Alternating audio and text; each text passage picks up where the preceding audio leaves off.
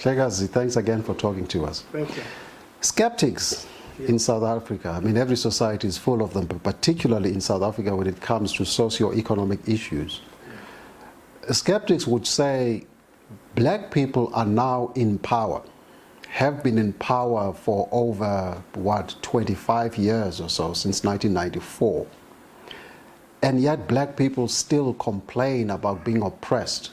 Yes. Why don't we pull ourselves with our own bootstraps, use the political power that we have to get ourselves out of the doldrums? What would you say to such? Yeah. First, it's not true that black people are in power. It's the first thing. Black people are in government since 1994, but black people have never been in power. The entire political settlement, in my view, was to ensure that black people are in government and you deal with the crisis of capitalism by removing obvious oppressive elements of apartheid, which is lack of vote and no leadership from the African communities. But when the economy, when we have a political settlement that depends for its success on white magnanimity, for real economic emancipation to happen, you don't have a political settlement. You have a sham. And so black people have never been in power. They are not in power. They have been in government up to now, but they're not in power. So the skeptics who say that it's a diversion, it's exactly an intended diversion to give us crumbs. We're given crumbs by people who took 80 or more % of the land, 80 or more % of the wealth that they keep. And they've been able to persuade us that to have a political settlement that does not shift that reality is fine. The only problem is that in government we're not doing things right. And of course we must blame those in government because there's a lot they could have done. But no one must tell you that we've been in power. You don't have power when you don't have economic power. And that's why our politicians, whatever they do, yes, there's a lot they can do as government, but they dance to the tune of the world economic powers. And even locally in South Africa, those who have money determine the direction, the trajectory that we take policy-wise. So we're not in power. Now, you're a student of politics, both academically and in practice. How would you advise that we as black people in South Africa achieve power? I know your glib answer, if you don't mind my saying, would be, well, take economic power. But how do we achieve that? In a way that's not going to result in a one settler, one bullet, that kind of thing. Well, I suppose you must first be honest about the shortcomings of your political settlement and stop selling people a miracle that is not a miracle. So first of all, we must stop deceiving ourselves that simply because we had a political settlement that ensured peace, we had a political settlement that really was to fundamentally change the conditions, the hegemonic reality of whiteness that besets South Africa. So you must first be honest that our political settlement had flaws, and it still has. And it doesn't mean people sold us out, I don't know, but it has flaws. So you first make that admission. The second admission you must make is that once you've decided that your political settlement is going to be a non-violent one, it means it's not a revolution. You're not transferring power from those who are a minority and have power to the majority. You are negotiating with them for peace, to coexist. You're going to have a less than satisfactory political outcome. That's the honesty we must go to. And the second thing is this. We need to review that political settlement and its shortcomings as a nation so that we achieve true non-racism, which is based on equality and is based on an economic system that creates justice for those whose land, whose wealth was taken. And I think that's the discussion, the dialogue we must have, honestly, rather than pat ourselves on the back all the time about a settlement that really should change our people. I don't know if you're aware, there's currently a wave that seems to be sweeping through Africa about reparations for colonialism from Belgium, from France, from England. There is some wave, call it a mini wave in the United States.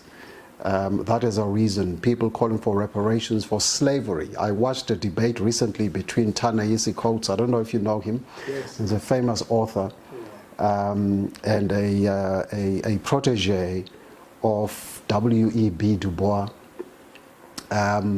who wrote an essay, memorable essay, called A Case for Reparations, right?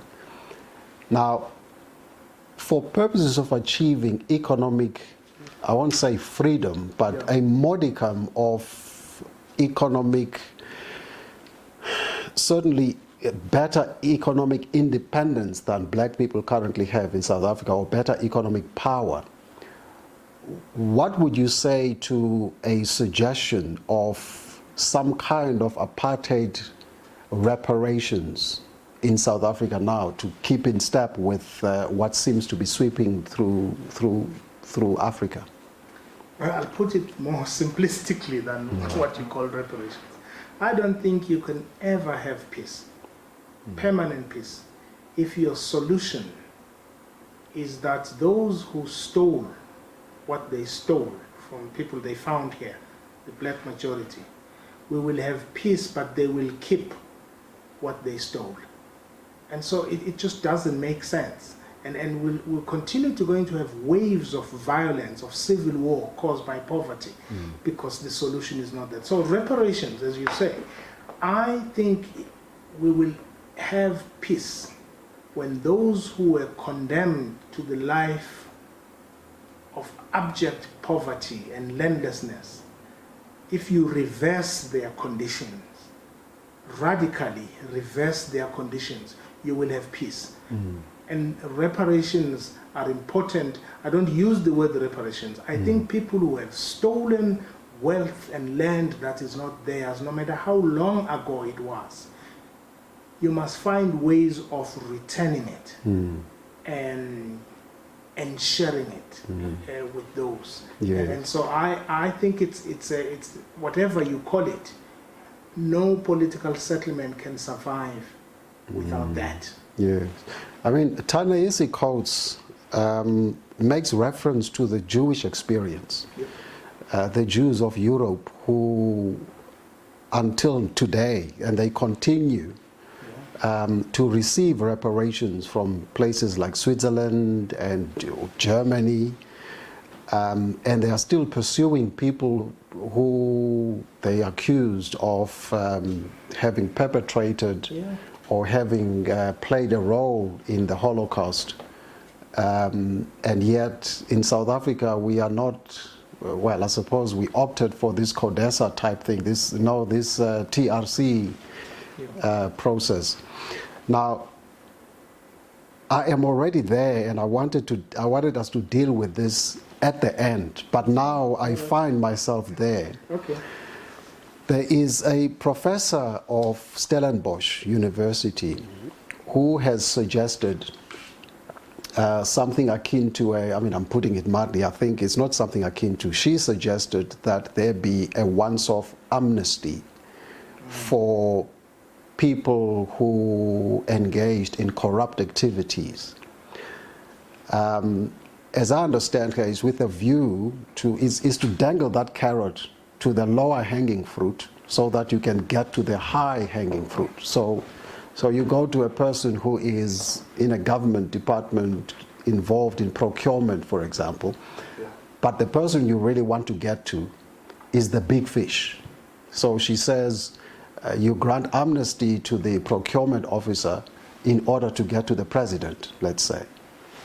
What's your take on that? Wouldn't that be some kind of way in getting sufficient revenues or sufficient payback to fill up the coffers for reparations, if you like?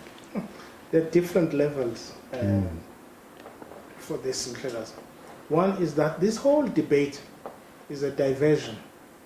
This whole debate that puts at the center of the South African society this problem of corruption, which must be dealt with as a crime. It's fraud, it's a crime, and get your legal system to deal with it. No, you live in Cape Town, because you were born in Cape Town. If I go to Nyanga East now on a Friday, tomorrow, and said all those who've been killing others or who steal, township, wherever, whatever place, poor place, come out now, right? Would they? And secondly, what do you do with the conditions that have made them what they are? And so it's a diversion. I'm not saying those who suggest it don't mean well, but I think they've got it all wrong.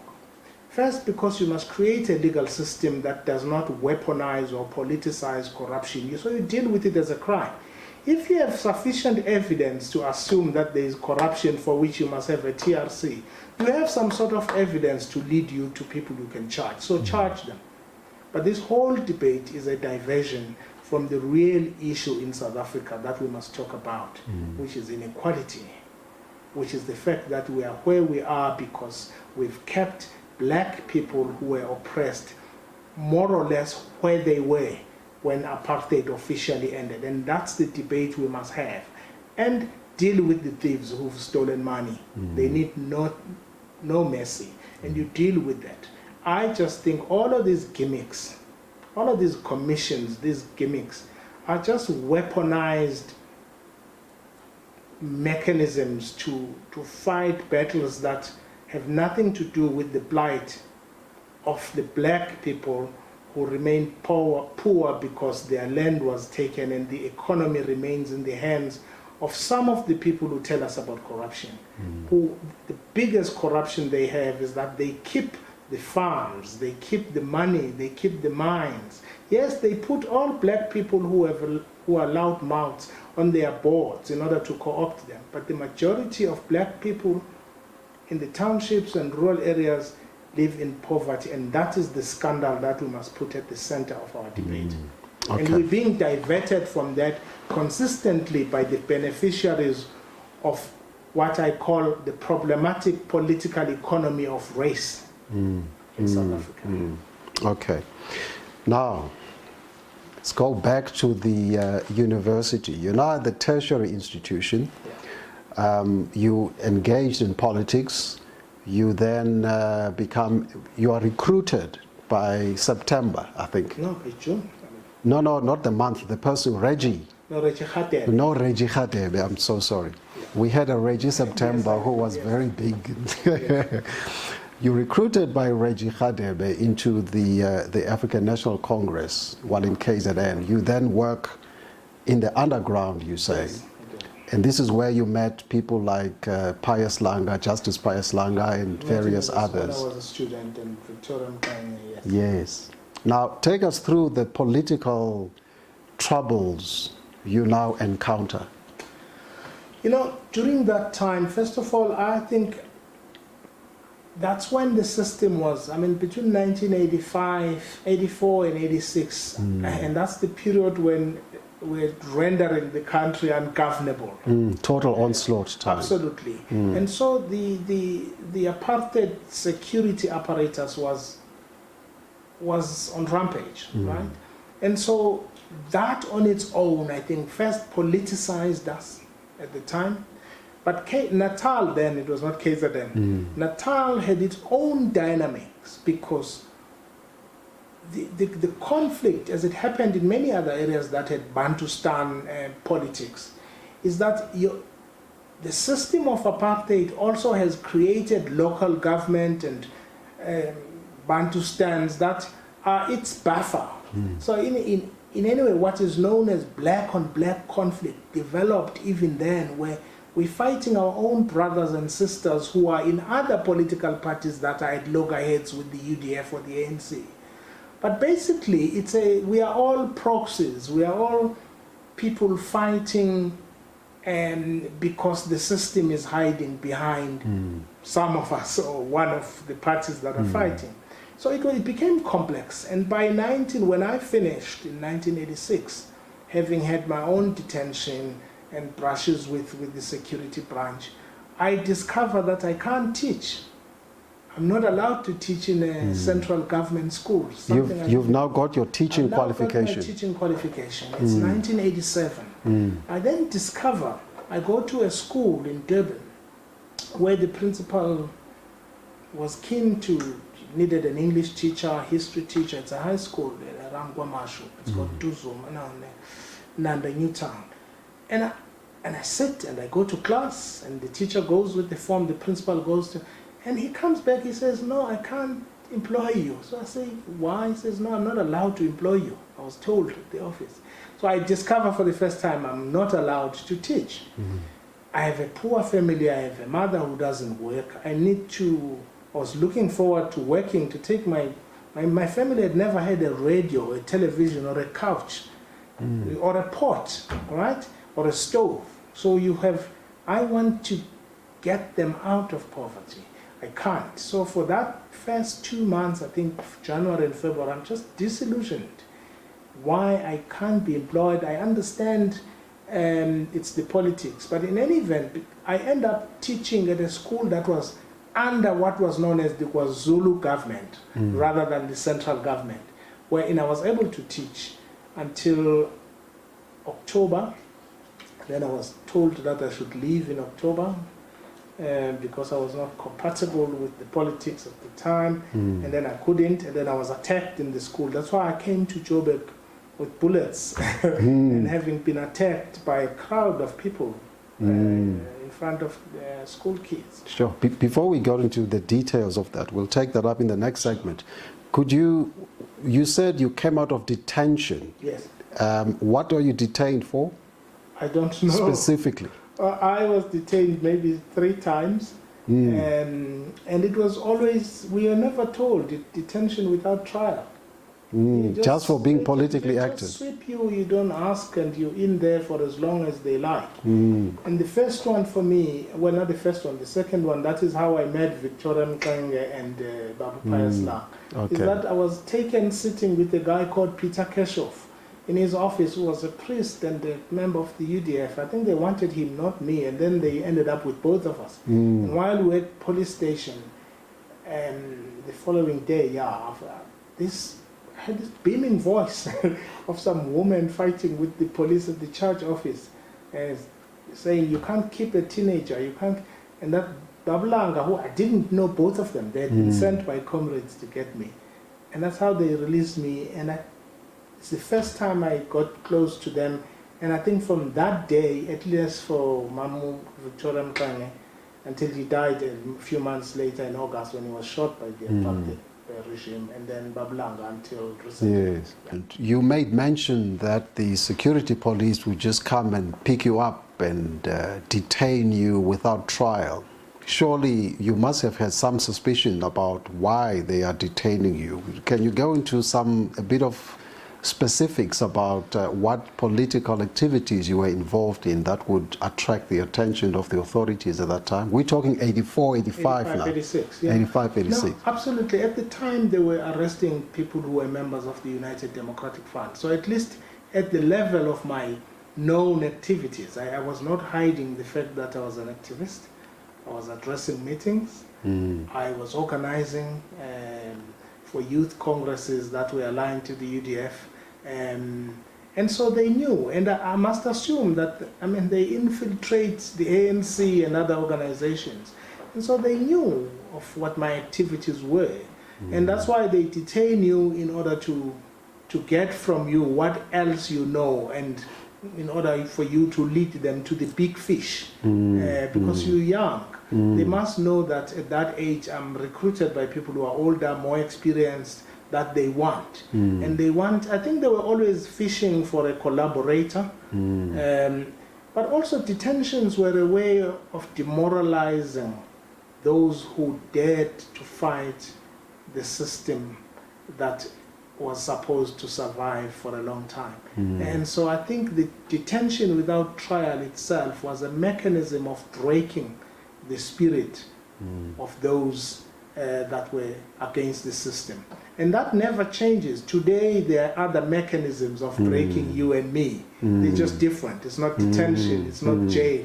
But a lot, when what you called earlier skeptics, the criticism we go through, they're just new ways of demoralizing you, like detention was. Is to make sure that those who want to advance the cause of the poor, the cause of those who are really facing dehumanizing poverty, must be discouraged. Those who want radical change must be discouraged. So those things don't change. The form of demoralizing those who are struggling may change, but it's the same. So detention was a form of breaking the struggle against apartheid and capitalism. Yes. And so it's during this time that you then come to meet Madam Victoria Mklenge and her husband. I didn't meet her husband at all. Until later? She died in 1980. He died in 1981. Oh, I see. Yes. Okay. So you hear her booming voice. I don't know if one can say a woman's voice is booming. It actually was. Coming to get you out of this. Take us through that. I hear that at this police station, there's just this, there's some commotion, and then I get to be fetched. I don't even know, they actually, Bablanga was just quiet, pacing up and down, and that's how they took me out. I don't know whether it was because they fought, and because I was young, but Peter Keshoff was still in, and I think was detained longer after that. And I think their fight was that I was a kid. And that's how I had a very close relationship. Me and a guy called Vuyani Nkosi, who was later killed when I had gone, I had left Natal from Chesterville. We got close to Victoria Mklenge a lot, you know, very, very close in those few months until actually she tragically died. Yeah. Well, your brushes with the law were more dramatic than mine were. Because around the same time, I was arrested for boarding a train without a train ticket. So nothing revolutionary about it, but there was a reason for it, because it was my first year at university at the time, 1987. I have a fight, because I was a professional boy, I had just turned professional. I have a fight for which I need to train. I think it was a Friday, so it was a training day. And you board a train from Rondebosch station, you change at Salt River station to catch a train from Salt River to Heiderveld, which is where I live. And so my idea is, I'm seeing this train coming, and I'm like, hey, this train, I'm not going to catch, I'm going to miss this train if I'm going to go across the platform to buy a ticket and then come back across to catch. I'm never going to make it. So what I'm going to do, I'm going to catch this train. At Salt River, I'm going to get off, go and buy the train ticket, both the train from Rondebosch to Salt River and the train ticket from Salt River to Heiderveld.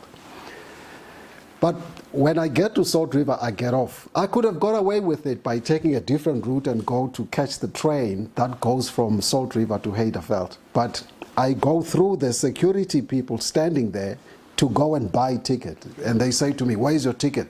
I said, I'm going there to buy it now.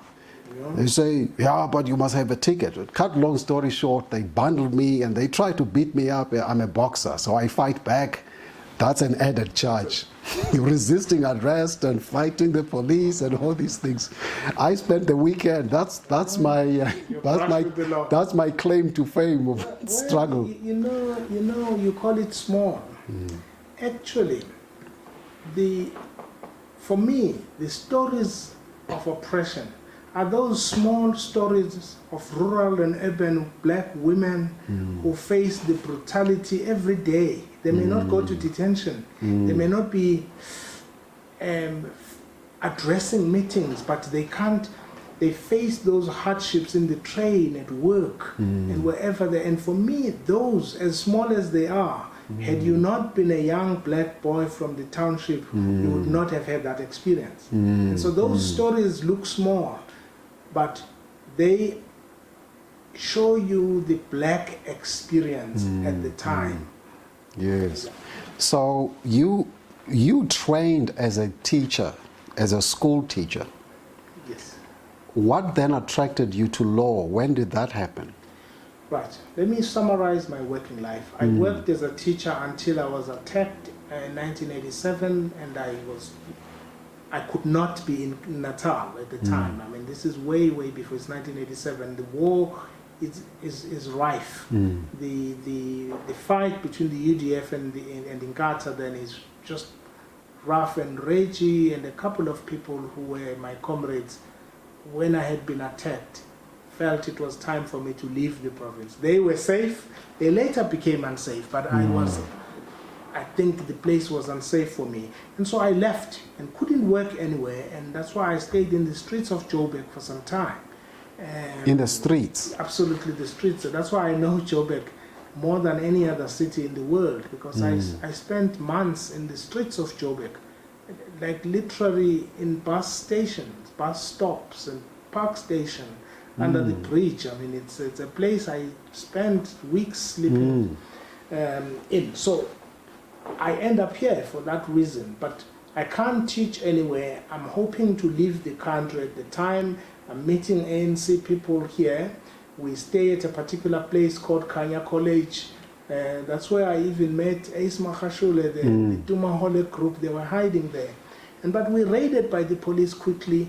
And later I was to teach at a school at Observatory, which is Brother Neil McGurk was the principal. It was a Catholic school. But the police went there, heard that I was to be employed there, and I couldn't.